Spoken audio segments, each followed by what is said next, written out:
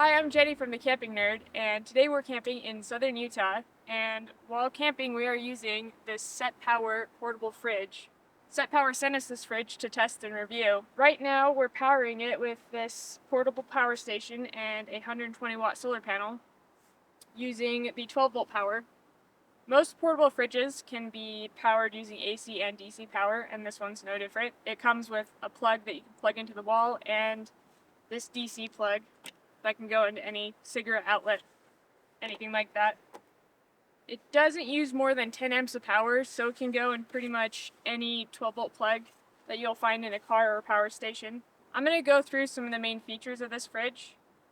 Probably the coolest are the wheels, because these things can get pretty heavy when you load them down. Not only are they rubber, but they're on a metal base, so it sits up off the ground, which I really like that. If you're going to wheel it around, you can pull out this handle, so it's kind of like a wheelbarrow, sort of. And they're really easy to put back. And then you can also lift it by this as well. The handles here, they retract in and out as well. And they're also made of metal, which is really nice because they're extremely heavy duty. You could use these to strap this fridge to pretty much anything.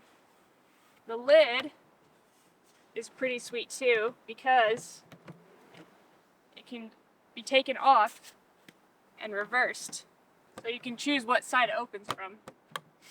And another cool thing about this lid is that the parts on it are metal, and the hinges are metal as well. Some of the fridges that we've seen have plastic hinges on them, which don't seem very durable. I also really like how this has a lip on it, so it seals really nicely. One of the main features that the SetPower has is a divider that can be taken in and out. So you can have a small compartment and a large compartment, or you can have one great big compartment. It also has this one basket that goes in the small compartment, which is pretty nice. The large compartment has no basket though.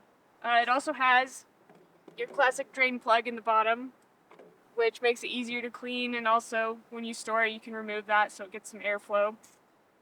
It also has an LED light that shines in both compartments. When you take out the divider, the control panel automatically switches so it can only have one temperature setting throughout the whole fridge.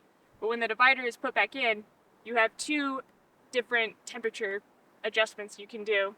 The SetPower uses buttons on the control panel, which I actually think is really nice because it's very simple. You have plus and minus to, raise or lower the temperature, and it also shows which compartment each one is for. You can choose to have a max power mode or an eco power mode. We usually leave it on eco. And then just a simple on off. It can go down to 0 degrees Fahrenheit, which is freezer temperature, or it can go all the way up to 50 degrees, but you want it at 41 for fridge temperatures usually. Some of the things I really like about this fridge compared to other portable fridges that we've had are the metal handles, which I've already talked about. The rubber wheels. I like the buttons because that's just so much easier to use than like a touch screen. I really like the lid, even though it doesn't really have anything fancy on the top of it. The metal hinges is really nice. It's also off the ground, which is pretty uncommon for some of these fridges. A lot of times they just sit on the ground, which can be bad because dirt will get into the vent. Of course, nothing is ever perfect, and there are a few things that I don't like about this fridge, and one of them is that the compartments, neither of them can fit a gallon of milk. They're both too small, so if you had a gallon of milk, you'd have to remove the partition thing and just have it as one big fridge. So that's kind of a downside if you're somebody that drinks a lot of milk or has a gallon of juice or something. It's always just buy half gallons, I guess. I love the wheels, but I don't like how far they stick out. Some of the other fridges that I've seen have the wheels set in a little bit. So, they're more stable because they stick out more, but they also are harder to pack in the back of a car or a truck. So for our tests, we had the big compartment as the fridge and the small compartment as the freezer.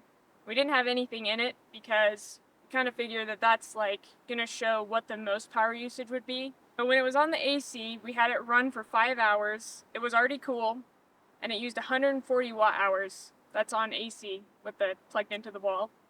And then on DC, we did the same test for 5 hours, and it only used 110 watt hours. So it was quite a bit better.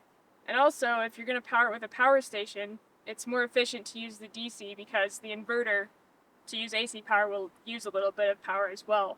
We're going to do a few more tests when we get back to the RV and try to get like a good 24-hour number power usage with, it getting warmer in the day and colder at night.